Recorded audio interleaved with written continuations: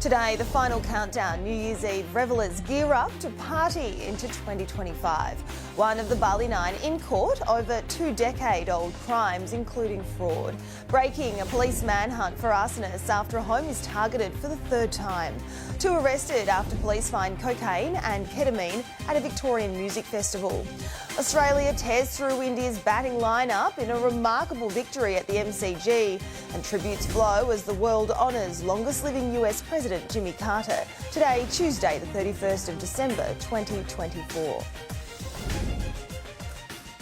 Good morning and welcome to Today Early News. We start with breaking news from southwest Sydney, where a major police operation is right now underway. There is a large amount of police around St Andrews Road in Verrillville, where reports heavily armed police are on the scene. The public is being urged to avoid the area. Freed Bali Nine member Scott Rush has been sentenced by a Queensland court for crimes committed when he was just 19 before his infamous 2005 arrest. After spending almost 20 years in an Indonesian prison, the now 39-year-old surrendered himself to police over charges of fraud, receiving tainted property and entering a premises. How does it feel to be a free man? You looking forward to the future? A Brisbane magistrate recorded the convictions but did not further punish Rush given the time he has already served. Breaking news out of the Gold Coast, where police are hunting 2 men after a targeted arson attack on a main beach home. It's understood the property and a car was set alight using an accelerant just before 11 p.m. before the duo fled the scene on foot. Police revealing the property has been the target of 2 other attacks since Sunday. An alleged getaway driver of Sydney's latest gangland shooting has been charged while the shooter remains on the run. Police revealing the 31-year-old victim, David Koo, had links to Asian organised crime, and the broad daylight shooting outside his Cabramatta West home was targeted. People don't always lead the high life and have the bling. There's consequences if you're going to be involved in an organised crime network. And they end up dead on a street in Sydney. Koo bled to death from multiple gunshot wounds witnessed by members of the public, including 10 children. A man is expected to be charged today after allegedly holding a knife to police south of Brisbane before being shot by police. It was a first-year officer who fired the 41-year-old in the chest after their partner's taser failed to subdue the man. Couldn't believe really what was going on. That was just crazy. They thought they were going to a traffic-related job to then turning into a situation which needed the use of a firearm because their lives were threatened. Police performed CPR at the scene before taking the man to hospital where he underwent surgery. 2 men have now been charged with drug trafficking at the Beyond the Valley Festival in Victoria. A 28-year-old was caught allegedly with 17 MDMA pills, 4 grams of cocaine and 7 other pills. A 27-year-old allegedly caught with 27 grams of cocaine and 15 grams of ketamine. Under new legislation, it's not criminal offence to have a small amount of drugs if you are getting them tested at one of the testing sites. Both men will face court in March. The world is honouring the life of former US President and Nobel Prize winner Jimmy Carter, who died at the age of 100. Live now to US correspondent Lauren Tomasi in Los Angeles. Lauren, the US will pay special tribute to him. And Maggie, that is already underway with flags across the United States flying at half-mast today, and they will continue in that position for the next 30 days in honour of Jimmy Carter. President Joe Biden has declared a national day of mourning that will be held on the 9th of January, with the White House confirming Jimmy Carter's funeral. His state funeral will be held on that same day in Washington, D.C. at the Washington National Cathedral. We haven't got the full details of that funeral yet, but presidential state funerals are quite often planned by the presidents themselves. Joe Biden has said last year that Jimmy Carter, his longtime friend of some 50 years, had asked him to deliver his eulogy. The president has honoured his friend. What I find extraordinary about Jimmy Carter, though, is that millions of people all around the world, all over the world, feel they lost a friend as well, even though they never met him. And that's because Jimmy Carter lived a life measured not by words, but by his deeds. Today, the world is honouring Jimmy Carter. Around the world leaders are paying their tributes, but also from his hometown in Plains, Georgia, and at the Carter Centre. You can see their flowers being laid there from locals who adored their president, the only president to come from the US state of Georgia. It will be an extraordinarily busy month ahead in Washington, D.C. and in the United States. On the 6th of January, Congress will certify the 2024 election results for Donald Trump. Then it will be Jimmy Carter's funeral on the 9th of January, and just days later, on the 20th, will be the inauguration of the incoming president, Donald Trump. Throughout all of this, flags will fly at half-mast in honour of America's longest living president. Maggie. Lauren, thank you. A fire has broken out at a hotel in a popular backpacker area of Bangkok, which has left 3 people dead. The blaze, which erupted on the 5th floor of the hotel, remains under investigation by local police, who are also working to determine the nationalities of those killed. 7 people were also injured in the blaze, including 5 tourists. The problem was that the fire was on the rooftop. And from this angle, it doesn't look like much, but probably it was a lot. The firefighters came, they broke the glass over there to pull people out. According to the Department of Foreign Affairs and Trade, no Australians are understood to have been affected. Warnings of severe thunderstorms and damaging winds are in place for parts of Queensland, less than a day after nearly 150 millimetres of rain was dumped in Kingaroy and surrounding areas northwest of Brisbane. Residents in areas such as Central Coast, Whitsundays and the Central Highlands are being warned of potential flash flooding. A Queensland public child sex offender register is one step closer to becoming a reality, with legislation set to pass state parliament in 2025. It will be named Daniel's Law, after 13-year-old Daniel Morecambe was abducted from a Sunshine Coast bus stop in 2003. It will give Queenslanders access to personal information, including photographs of convicted offenders in the community. Police are appealing for the public to help reunite these World War II medals to their owner after they were found in Strathpine, north of Brisbane. The medals were awarded to CJ Jones. Anyone with information should contact Queensland Police. And Sydney is gearing up for a spectacular end to 2024, with some revellers already camping out at one of the 50 vantage points set up for the city's iconic New Year's fireworks.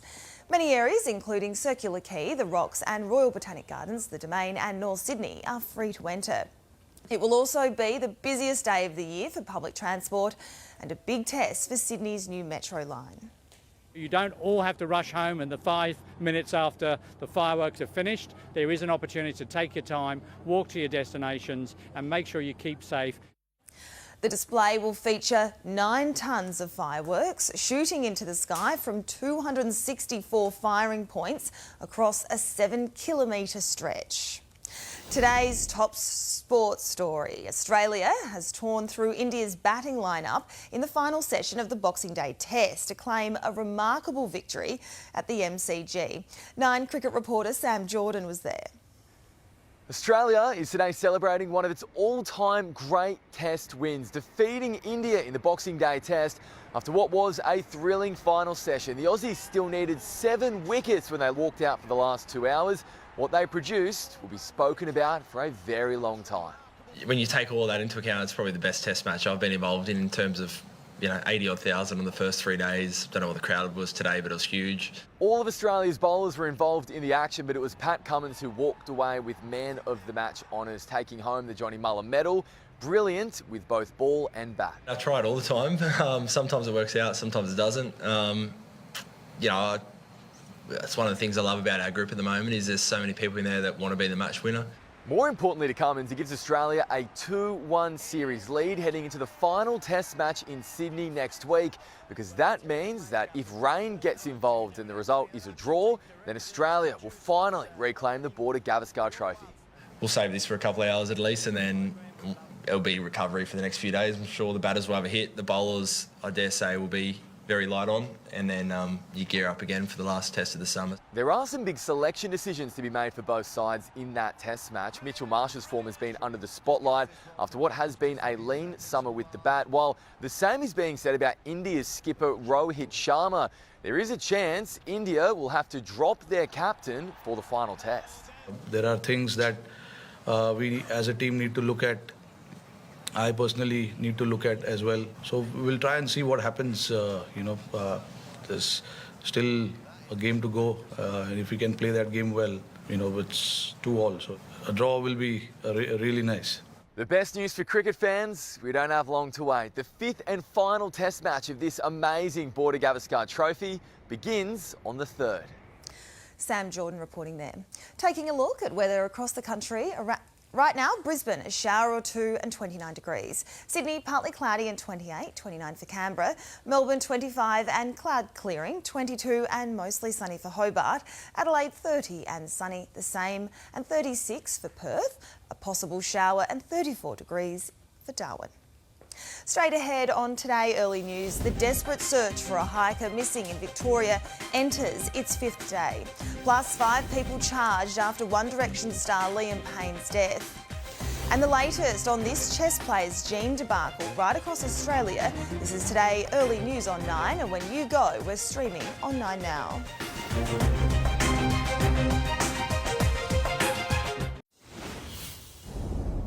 A 4-year-old boy has died after being hit by a car in Western Sydney.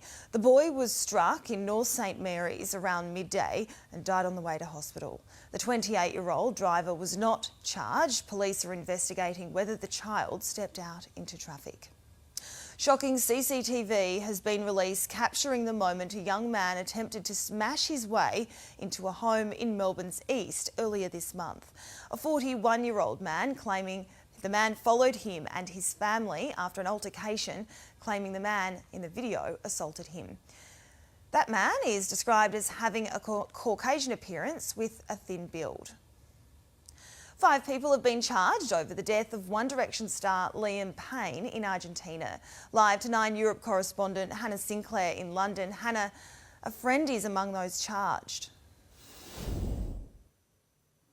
Yeah, that's right. Good morning to you, Maggie. The hotel's manager and receptionist and one of Liam Payne's friends, Roger Norres, have all been charged with a form of manslaughter by Argentinian authorities. 2 others, a waiter and another hotel worker, have also been charged with supplying drugs. The One Direction star died in October after falling from a 3rd floor balcony in Buenos Aires.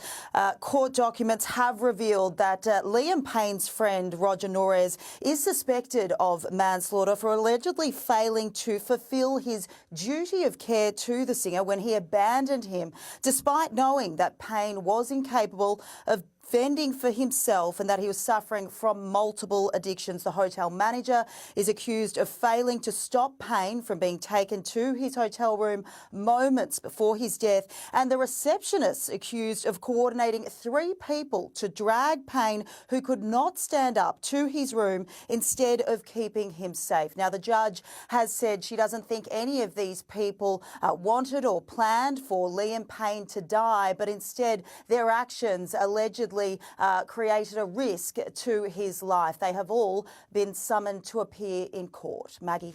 Hannah Sinclair, thank you. At least 71 people have died after a truck plunged into a river in Ethiopia. Some of those on board the overloaded vehicle were returning from a wedding when it missed a bridge around 300 kilometres south of the capital. The US Appeals Court has upheld a multi-million-dollar verdict that found Donald Trump guilty of sexually abusing and defaming writer E. Jean Carroll. Trump's challenge was based on the trial, judge allowing testimony from 2 other women who have made similar claims against him. But the court couldn't be persuaded. A new trial was warranted. A devastated sister is desperate to know where her brother is after he went missing while on a Christmas hike at Mount Kosciuszko. Hardy Nazari was last seen taking photos on the Hanel Spur trail when his friends unable to find him again when they went back to search for him. This is the biggest trauma of my life, not seeing him for so many days, not able to talk to him for so many days. It's a remote area there might be other insects or could be animals as well, which is a threat to him. Just want to go outside and scream, you know. I just look at his pictures all the time. I pray to God, may he come back. May he come back soon. Specialist police and the SES are today entering its 5th day searching for the missing 23-year-old. A judge has labelled a young father immature and stupid after he was caught hooning near the scene of a crash that killed his friend south of Perth. The 22-year-old's 11-month-old baby was inside the car while he sped down Thomas Road in Oakford. He pleaded guilty to 1 count of reckless driving and 2 counts of having no authority to drive. From the very first day of the year, employers could be facing up to a decade behind bars and be fined over $1.6 million if they deliberately underpay workers. The landmark laws sweeping into effect January 1, making it illegal to underpay employees. Companies could also be forced to pay $8 million in fines. Young voters are increasingly shifting away from the Greens and turning to 2 other major parties over the past 3 months. Support for the Greens from Australians aged 28 to 34 has dipped from 27 to 23%. Polling by the Resolve Political Monitor showing the age group's support for Labor has boosted from 31 to 33%. Financial relief for millions of Australians will kick in from tomorrow as part of the federal government's new year cost of living measures. Among measures is an indexation freeze on pharmaceutical benefit scheme co-payments, a pay bump for youth allowance recipients and a 50% increase for aged care workers. Looking at the markets on Wall Street, the Dow Jones is down 339 points and the S&P 500 is also in the red. At home, the All Ords closed down yesterday 24 points. In London, the FTSE ended also in the red. Commodities and gold is at $2,602 an ounce, silver 28 and oil is at $74 a barrel. Coming up on Today Early News, David Warner shines in Sydney's Thunder's win over the Melbourne Renegades. Plus, The Greatest Showman returns to the centre court at the Brisbane International. And Checkmate, the latest on the Jeans debacle for chess player.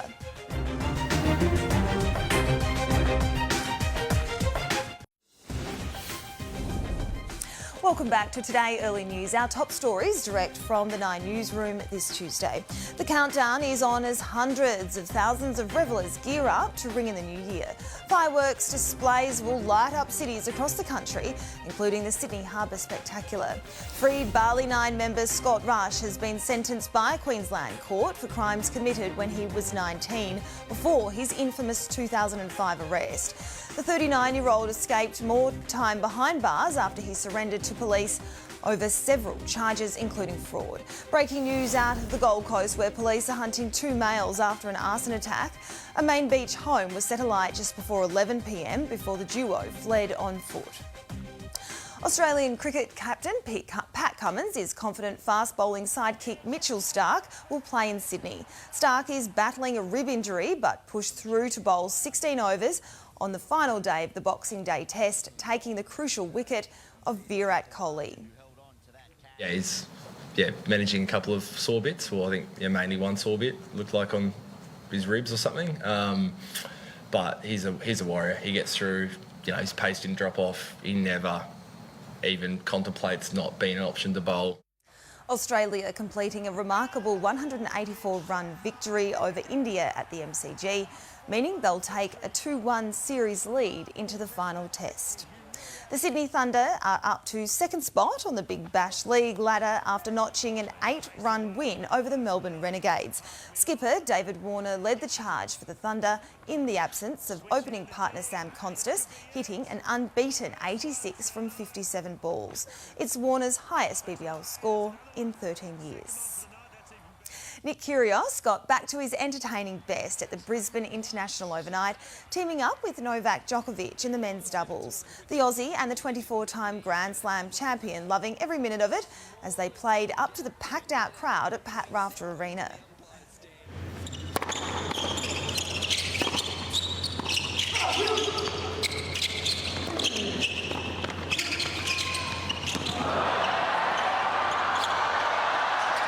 What are we witnessing? Roll up, roll up. he said the other day that it should be a pleasure to play with him. It is. It is a pleasure. And I'm glad to share the court with him on his comeback. You know, this injury's been brutal for me, so I wasn't taking any of this for granted. I don't know how many Aussie summers I got left, so I was just looking around and loving the energy and just so happy to be back out here. The dynamic duo advancing to the second round with a 2-1 victory. Stay with us. Coming up, the latest on the chess players' jeans debacle. And then it's time for Today. But first, your local weather forecast. This is Today Early News live on 9 and 9 now.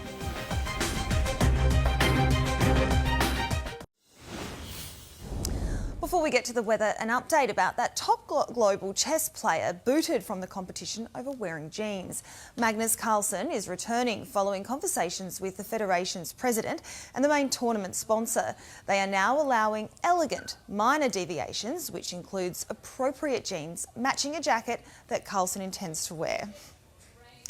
Taking a look at today's weather, Brisbane, a shower or two and 29 degrees. Sydney, partly cloudy and 28. 29 for Canberra. Melbourne, 25 and cloud clearing. 22 and mostly sunny for Hobart. Adelaide, 30 and sunny. The same, and 36 for Perth. A possible shower and 34 degrees for Darwin.